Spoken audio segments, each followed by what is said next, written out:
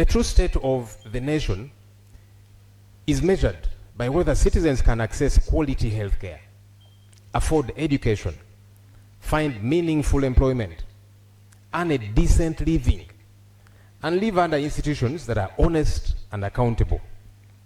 The farmer wanted to know why inputs are expensive and why markets are unreliable. Yes, all right. Mbalamusizaako nnyo mukuliko obwakedde muli ku Yugi Update Saving ku musinziro banga mutuwuliriza awo nyine tugenda okubanga tutandikira Chief of Defence Force saako ne Yoweri Kaguta Museveni ebintu bigenda kubanga bibatambulira bulungi nnyo. Jolo Ssenyonyi avuddeyo n'abambalira nate n'abalira obwanga n'abalaga obwanga abakyusiriza obwanga gwe mukwano gwange ali yampuliriza kubigenda maaso mu ggwanga era agenda maaso n'okwemulugunya nga waabasoya kajojjoji w'ebibuuzo bino wammanga bitugenda okubeera nga tutunulamu wabula nga sinaakubeera nga mbivuunula nga mbikuwa ngenda kusooka nkute akatambi n'oluvannyuma tujja kaddamu nga tukayitamu nga tugenda maaso n'okukola analytics zaffe gwe mukwano gwange ali yampuliriza. Njagala okutegeeza nti oli ku Yugi Update Civic sinzo bango otuwuliriza mwabali mu diaspora abali mutala amayanja mbatumiddeko nnyo mwebale kwekuumira ku mayengo gano aga Yugi Update TV. Njagala tugende bulamalamba katambi kalaga akatambi kano kalaga nga leader of opposition era spokesperson w'ekibiina kya National Unity Platform Joel Ssenyonyi ngagezaako kunyakunya speaker wa parliament babeereko ne accountability gye bamuwa nga ye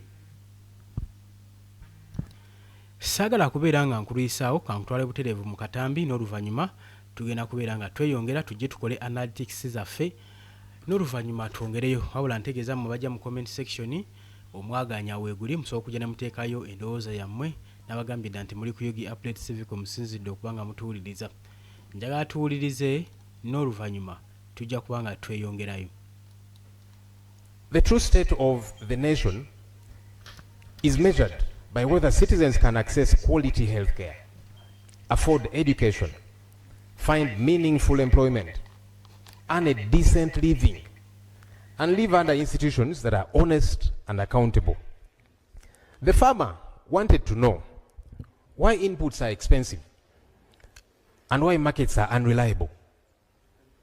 The unemployed graduate wanted to know where jobs would come from.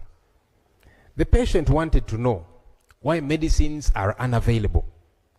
The parent wanted to know why universal education still costs more than they can afford.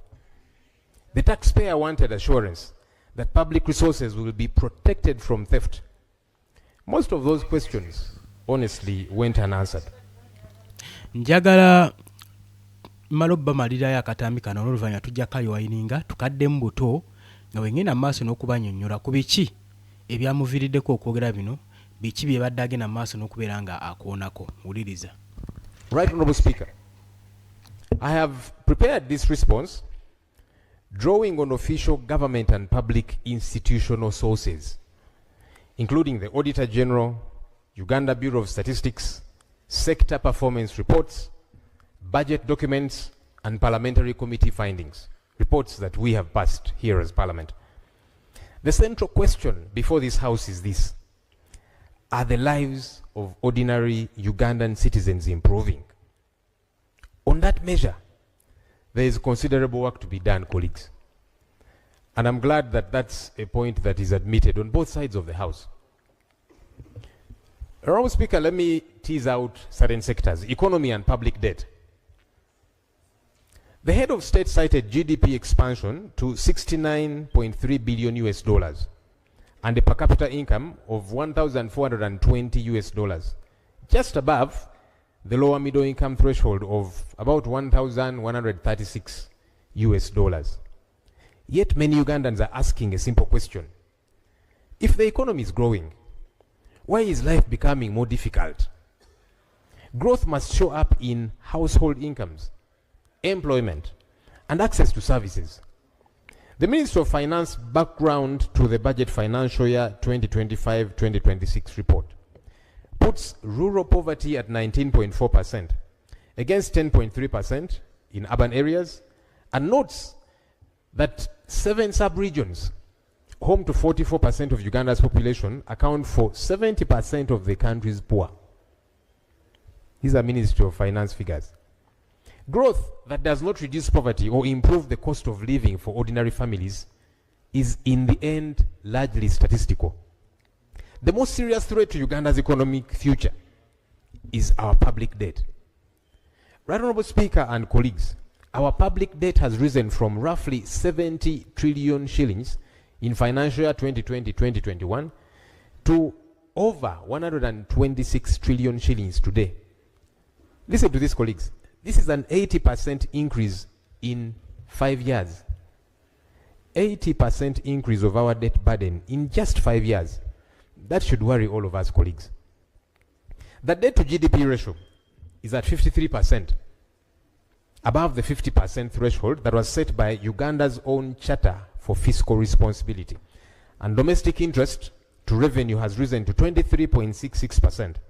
More than 1 shilling in every 3 collected now goes to creditors before a teacher is paid or medicine procured. Interest payments have climbed steadily from 3.9 trillion shillings in financial year 2021-2022 to a projected 13 trillion shillings in financial year 2026-2027, for a cumulative 46.9 trillion over 6 years, all flowing to foreign-owned commercial banks. The financial year 2026-2027 budget adds a further 185.5 billion in commitment fees on loans signed but not yet used. These are loans signed but not yet used. We have got to pay 185.5 billion shillings. This should be criminal. This is wastage, money that is supposed to avail services in all of our constituencies. Uganda is paying for borrowing that has not happened. Honorable colleagues, we keep borrowing, but without corresponding returns. The Auditor General has reportedly flagged weak project implementation, delayed completion, cost overruns, and underutilized borrowed funds. Among them, the Lubowa Specialized Hospital arrangement with Enrica Pinetti, the Roko construction bailout, the Day Biopharma bailout, the Inspire Africa coffee venture in Ntungamo, and the Atiak sugar factory under UDC.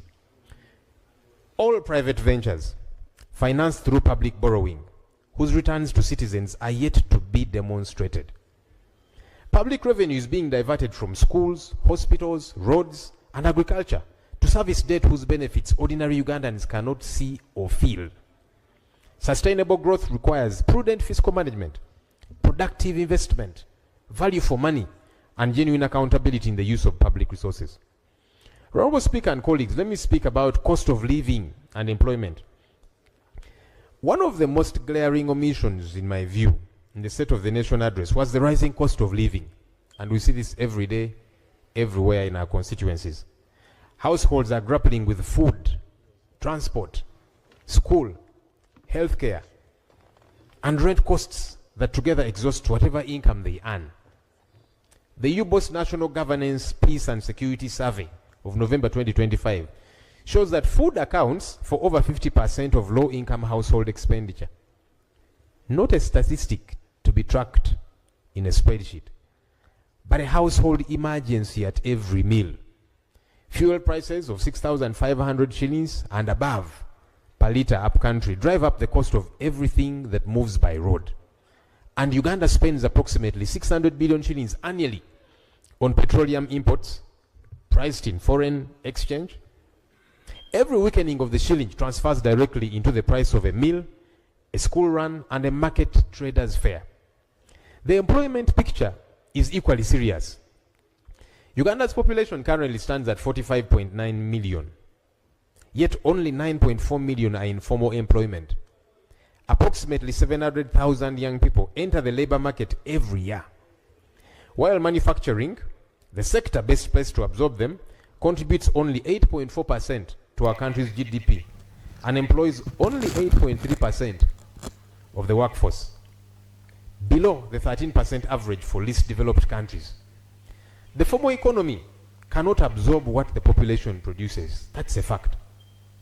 And the consequence is visible on every street corner and in every family surviving on informal, insecure work. Between 2020 and 2025, an estimated 500,000 Ugandans. Kati The true state of the wenjagala tubeere nga tutandikira gwe mukwano gwange ali eyo ampuliriza.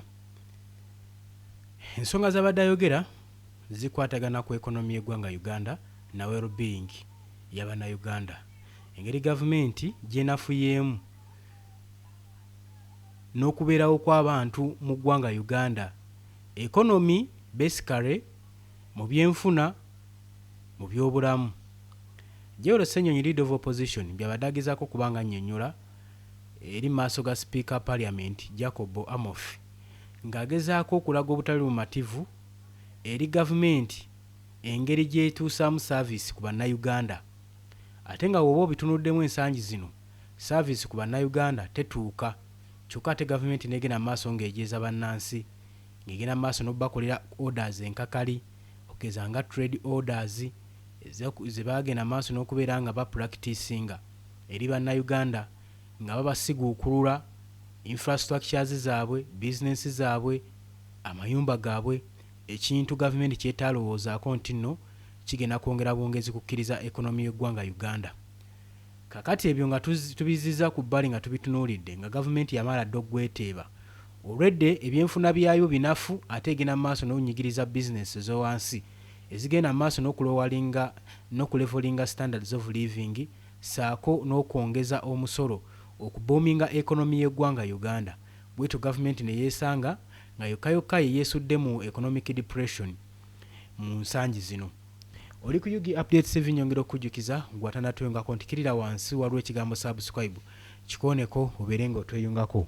Kakati njagala tubeere nga tugenda maaso ebingi ebyogeddwa abangi mubiwulidde naye nange byengenda okuba nga ntegeeramu byengenda okuba nga mbavuunulira ngusinza ku ntegeera yange nga mbitegedde. Njagala tubeere nga tuwayamu bitugenda okuba nga tusumululirako akaseera kano. Gwatanatweyungako nagambye dda ekigambo subscribe wali wansi weekiri kikooneko obeere nga otweyungako. Wuliriza. Nation is measured. The true state of the nation is measured by whether citizens can access quality health care.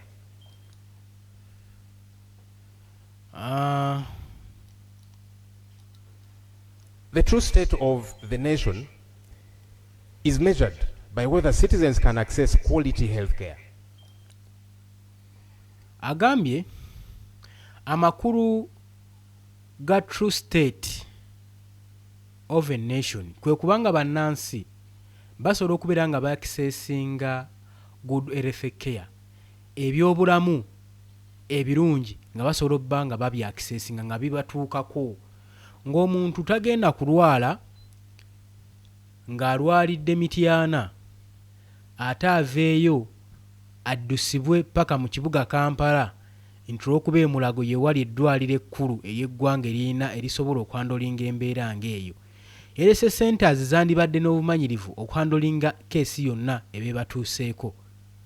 Ate n'ekirala bwe twogera ku erese services ezo zaccessinga nti n'omuntu owa wansi alindiridde sizoni y'okunoga emmwanyi alwadde nga sizoni tennatuuka talinamu wadde kasente asobola okwaccessinga erese services mu kitundu kye.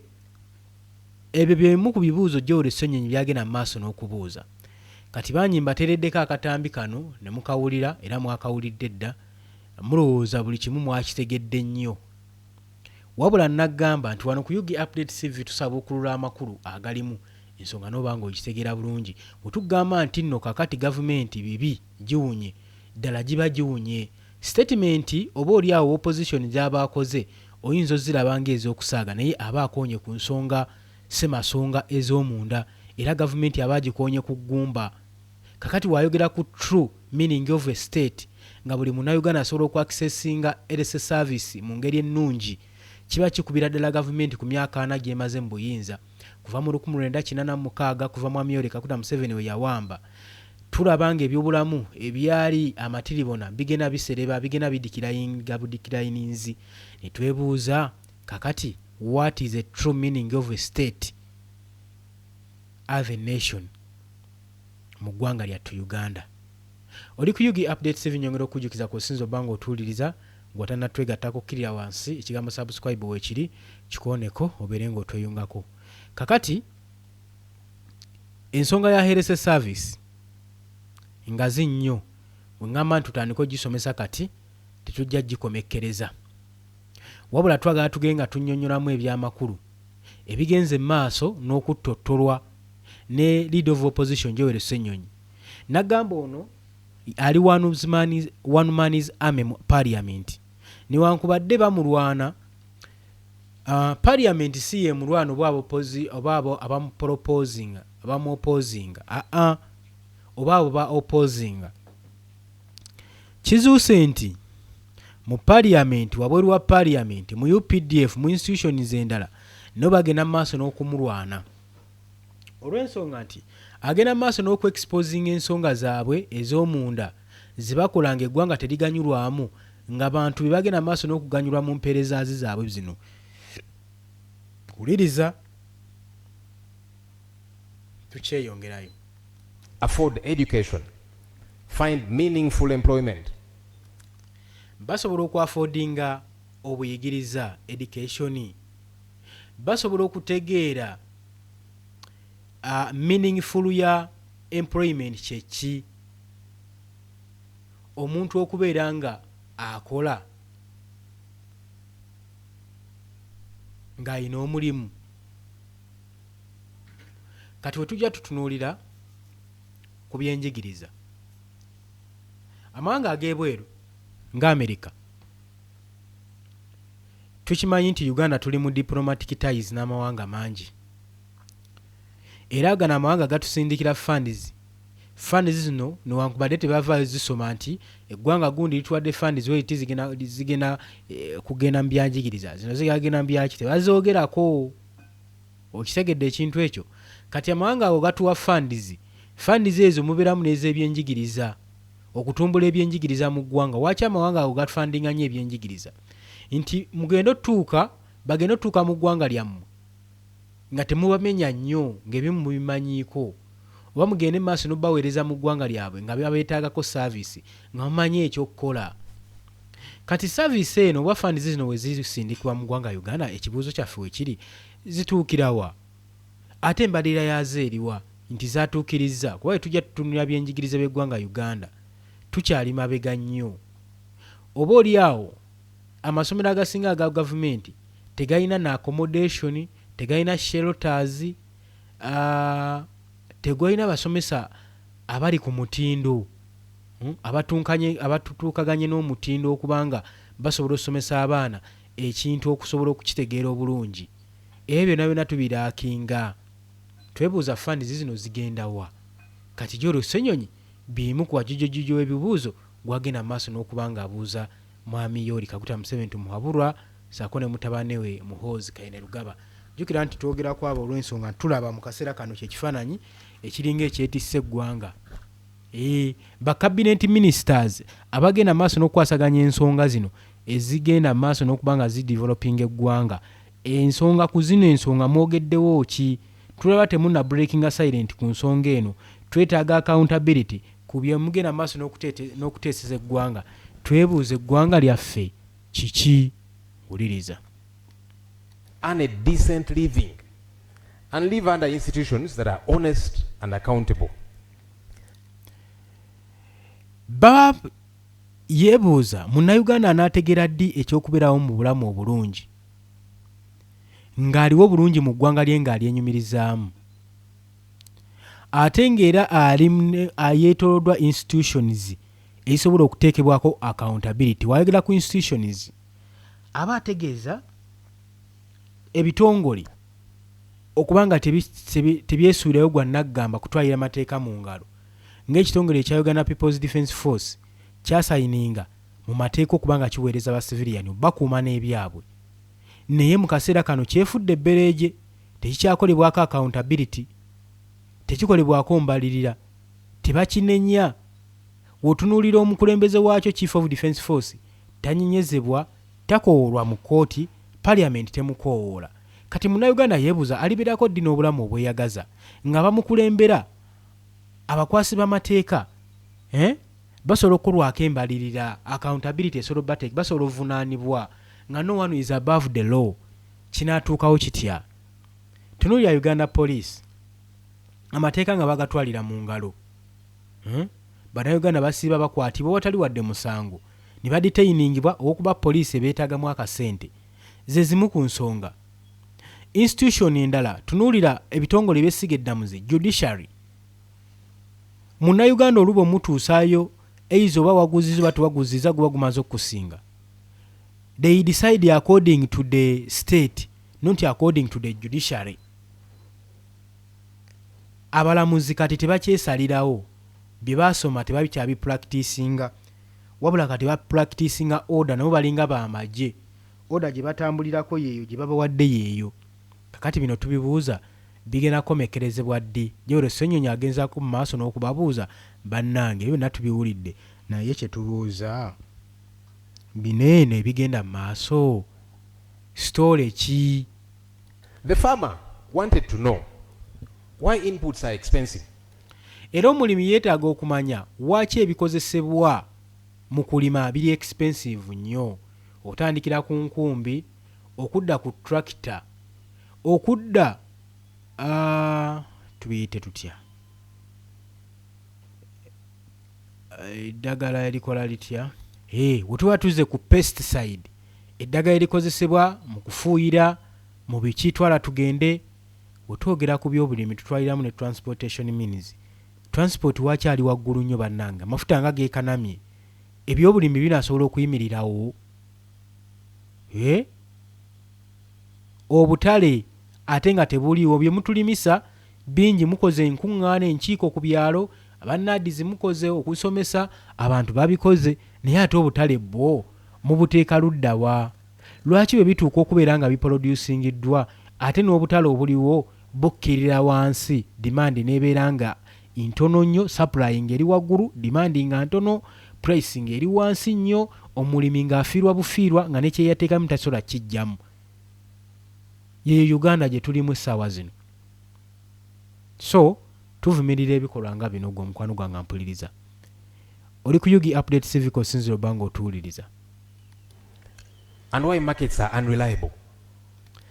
Era ababuuza lwaki obutabe tebwesigamwako. Tosobola gamba munno akatale kali keeka kasooli, kati ngenda kulima kasooli wange, ogenda okumulima w'onoomalira omulima nga tekakyagula, ng'ate kakudda kali kagula 1000 nga kagula 5. Kyokka gwe otaddemu ssente nnyingi, eddagala oliguze ssente nnyingi eribadde lifuuyira. Ennimiro badde ogirabirira, obadde okola irrigation methods ez'ebbeeyi. Uganda yejjuddemu omusana ngaaki, irrigation system kati baziseera. Ebyo byonna inputs za maanyi nnyo, za bbeeyi nnyo. Katwebuuza Munnayuganda aganyulwamu ddi mu ggwanga lye era lyeyagaliramu ddi? Ebyo ebibuuzo ebigenda maaso. Wuliriza. The unemployed graduate wanted to know where jobs would come from. The patient wanted to know. The farmer wanted to know why inputs are expensive and why markets are unreliable. The unemployed graduate wanted to know where jobs would come from. The patient wanted. Ba unemployed graduate bibatikkira abamu tubalabako bimuluka bya kasasiro bya KCCA, beetaaga okumanya emirimu gigenda kuvaawa, giri luddawa. Mukoze amakolero galimu bayindi, galimu bachina, munnansi mumulese agende ku kyeyo aboneebonera eyo. Kati beebuuza tusomera ki? Ebyo nabyo ebibuuzo gy'oyo Ssenyonyi ayinza okuba yabibuuza n'ebigamba maaso n'okutambulira mu matu ga Bannayuganda babyebuuza, kuba tebasobola kujja direct bibabuuza naye era tebalina answer. Wanted to know why medicines are unavailable. Abalwadde beetaaga okumanya lwaki eddagala liri unavailable, teririiwo, liri luddawa. livaawa ate ng'omusolo tugukuŋŋaanya buli lukya era gwongera kulinnya gulinnyira ki? The parent wanted to know why universal education still costs more than they can afford. Beebuuza lwaki universal education ya bbeeyi nnyo n'okusinga ki kyesobola okuprovidingira eri abo abagyettanira. Lwaki okusoma kuli expensive kyokka ate nga after okusoma kuno bye tujjamu oba bye tufunamu tebiriiwo, tetubirabako.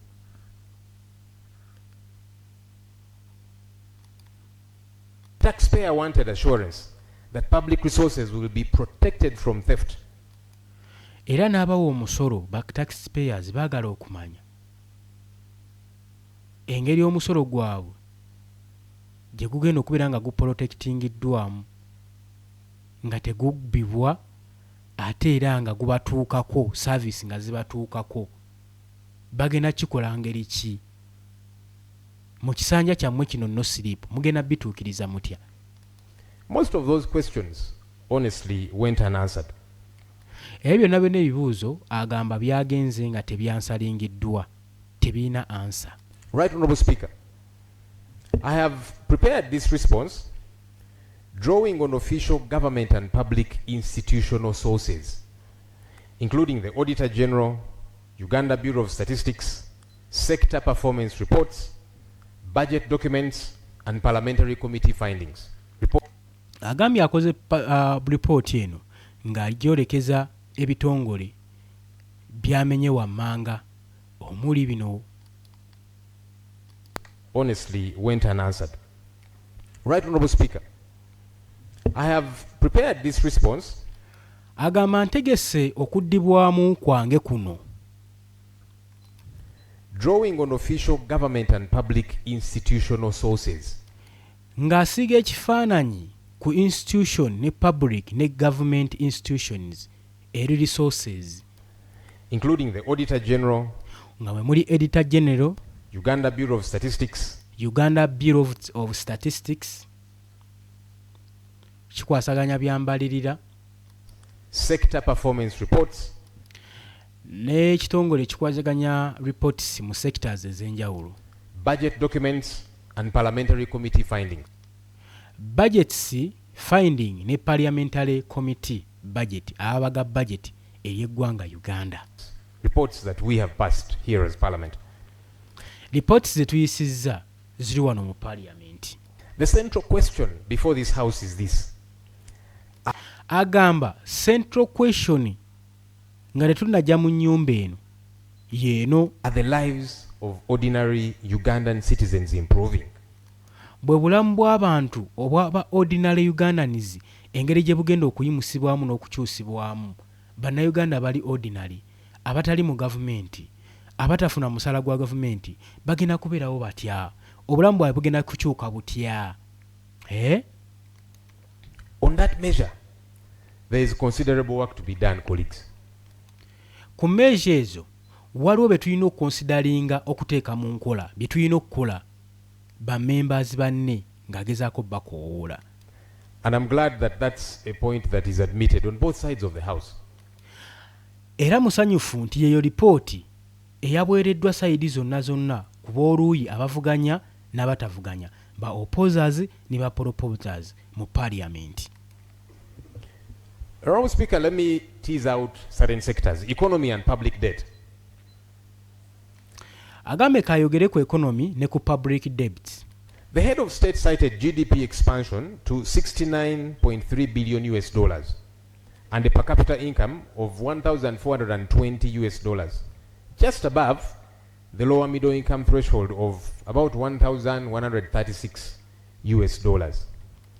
Ebyo sigala biddamu naawe byewuliriddeko. Yet many Ugandans are asking a simple question. If the economy is growing, why is life becoming more difficult?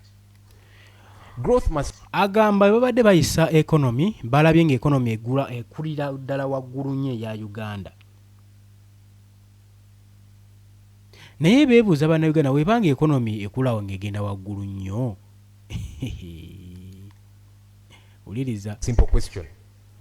If the economy is growing, why is life becoming more difficult? ekonomi webanga ekula lwaki obulamu bufuuka buzibu nnyo eri mu uganda oba eri bannayuganda? Growth must show up in household incomes, employment, and access. enkulaakulana erina okulagibwa mu income, mu unemployment, mu bintu ebya bulijjo bye birina okulabikibwamu enkulaakulana. Togamba nti Uganda tukulaakulanye nga tetulina health services, tetulina education system nfu. Twala tugende bye bintu byagenda maaso n'okubeera nga abuuza. To services.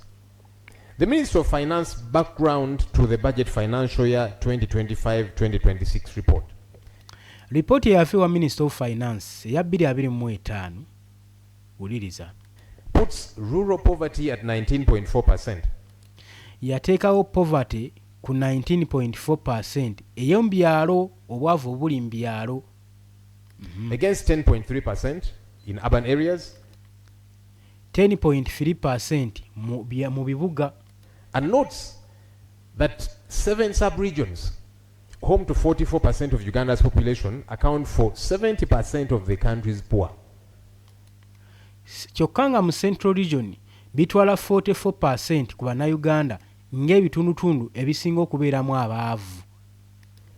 These are Ministry of Finance figures. Agamba zino figures zasoma za Minister of Finance, sizize nga leader of opposition yetumiikiriza bwetumiikiriza kugenda maaso na kubisoma. Ensonga ki nagambye nti nno ayigiggi ng'omulimu gwe gwe yandibadde atuukiriza, tulaba nga omulimu ogwo gugenda maaso n'okutuukiriza ne Joel Ssenyonyi. Ddala omulimu gwe guno aguzannya bulungi nnyo. Omulimu gwe azanye paati loolo ye n'okusinga ayigiggi. Gavumenti yandibadde emwebaza bwebaza than omulwanyisa okumujja mu kifo kino.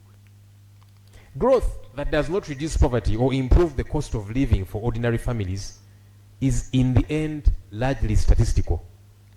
The most serious threat to Uganda's economic future is our public debt. Right Honorable Speaker and colleagues, our public debt has risen from roughly 70 trillion shillings in financial. Agamba ekisinga okwewuunyisa si ebajeti gyesomwamu oba financial year, naye amabanja agatwetimbye maaso nga bannayuganda. Agambye bajeti we yasomebwa twalaba nga tubanjibwa 70 trillions 2020-2021 mu ya 2020-2021 to over 126 trillion shillings today. 120 trillion shillings today. Leero ze tubanjibwa. Ho uliriza. Listen to this, colleagues. This is an 80% increase in 5 years. Wano tulinawo 80% increase mu myaka 5 gyokka mu mabanja ge tubadde nago nga Uganda. 80% increase of our debt burden in just 5 years. That should worry all of us, colleagues. Agambye nno munnayuganda wandibadde otandika okweraliikirira. Nammwe bakoligizi bannange, bwe nga myaka 5 tulina 80% of the increase on the debit. Economy eba teri waggulu ebekkirira bukkirizi. The debt to GDP ratio is at 53%, above the 50% threshold that was set by Uganda's own Charter for Fiscal Responsibility. And domestic interest to revenue has risen to 23.66%. More than 1 shilling in every 3 collected now goes to creditors before a teacher is paid or medicine procured. Interest payments have climbed steadily from 3.9 trillion shillings in financial year 2021-2022 to a projected 13 trillion shillings in financial year 2026-2027, for a cumulative 46.9 trillion over 6 years, all flowing to foreign-owned commercial banks. The financial year 2026-2027 budget adds a further 185.5 billion in commitment fees on loans signed but not yet used. These are loans signed but not yet used. Kati ekyewuunyisa mu mwaka 2025-2026 financial year waliwo loans ezeewolebwa ku mabanja twongerako bbanja naye nga tezinnabeera nga zikozesebwa gye ziterekeddwa zeewolebwa naye tezikozesebwanga kati ate ojja genda okuwulira nga era bongera okwewolayo nga nezebeewola tezikozesebwanga. Ensonga lwaki wali olaba waliwo omukyala yavayo n'akaana ng'agamba World Bank ereme eggenda maaso nakuwola ggwanga lya Uganda nti eggwanga lyemuwola nga terikulaakulana teriraga accountability ate nga buli mwaka lyewola terizzaayo liba ggwanga kyeryo. Kati awo after nga mugamba nti eggwanga lidevelopinga economy edevelopinga wetuba tutunuulira statistics gyero essenyonyi zaali mu kusoma obanga ojja ozigoberera waliwo ekitali kituufu mu ggwanga Uganda. Wuliriza, we have got to pay 185.5 billion shillings. This should be criminal. This is wastage, money that is supposed to avail services in all of our constituencies. sente zetwayinda tadde mu constituency zaffe okukola service batugamba nti ziri mu mabanja tulina osasula amabanja gano nga bannayuganda. More than 100 trillion shillings zetulina osasula mu mabanja. Gwe munnayuganda ali eyo. Bino biyinza obba tobimanyi era tebikwatako era n'abamu basomagira naye byemu ku bitambuza budget ensonga lwaki okyali mwavu gwe mukwano gwange ali eyampuliriza. Ensonga lwaki muganda wange Uganda yagaana n'ogenda ku kyeyo ze zino ensonga. Uganda is paying for borrowing that has not happened. Uganda esasulira okwewola okutaabaawo okutaaliwo tugenda maaso n'okusasulira. Bani abakola okwewola kuno kwe tugenda maaso n'okusasulira okutaliiyo? Ekyo kyekibuuzo ekikulu. Baani kyogamba ayigigi zino ensonga zaalibadde tezisubmittingibwa na Joel Ssenyonyi. Ayigigi yandibadde afulumya lipooti eno yandibadde asubmittinga documentary eno eri speaker wa parliament. Kati zino ensonga tebaziwa mwaganya tebayinza gidibetingako era bajja genda zireka bulesiwe batyo bagende ku nsonga endala ezinyigiriza ba opposition leaders bo baagala kukulaba nga banyigiriza vuganya oyo agenda mu maaso n'obalingiriza n'okubatuuzaako akazito n'okubateeka ku nninga. Honorable colleagues, we keep borrowing but without corresponding returns. Era bagamba tugenda maaso n'okuba nga twewola ninga tetukola returns mu ssente zetugenda maaso n'okwewola kyokka ne betufulufiirinze nga nebyo tebirabikako bajja bikubuuza nga tebiriwo ssente zemuwola zaakola ki nga teziriiwo. The Auditor General has reportedly flagged weak project implementation, delayed completion, cost overruns, and underutilized borrowed funds. Among them, the Lubowa Specialized Hospital Arrangement with Enrica Pinetti, the local construction bailout. Kakati no Lubowa Hospital ba local constructions bano tujjukira n'omwaka ogwa 2025 nga balimu ssente zaali zalocatingiddwa mu budget y'eggwanga nga nnyingi nnyo mpitirivu nenga just for personal use nga kampuni zino n'eddwaliro lino bataddeyo musimbi mungi era gavumenti egenda maaso n'okwewolera eddwaliro erya Lubowa saako ne ba locals. Local construction kitongole kiri awo kizimbi naye nga tetumanyi mirimu gye kikola n'ababaka abamu mu parliament babitegeera ku olwo amawulire ago nagabawa information eyo nagibawa. Kati bagenda maaso n'okwemulugunya abantu bwe tugenda maaso n'okwewola ssente entakera nga tebaleeta accountability ku ssente ze twabawa zaakola biki. Waliwo question mark ey'amaanyi wabeerawo akabuuza. The Day Biofarma bailout, the Inspire Africa Coffee Venture in Ntungamo, and the Atiak Sugar Factory under UDC. All private ventures financed through public borrowing, whose returns to citizens are yet to be demonstrated. Public revenue is being diverted from schools, hospitals, roads, and agriculture to service debt whose benefits ordinary Ugandans cannot see or feel.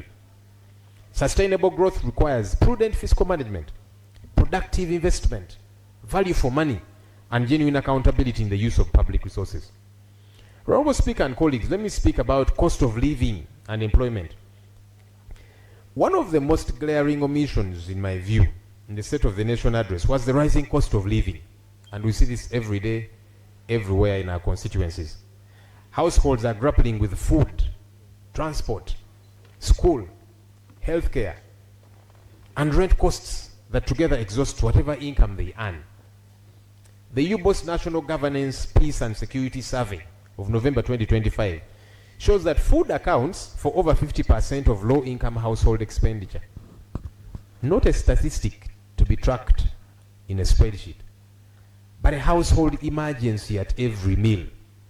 Fuel prices of 6,500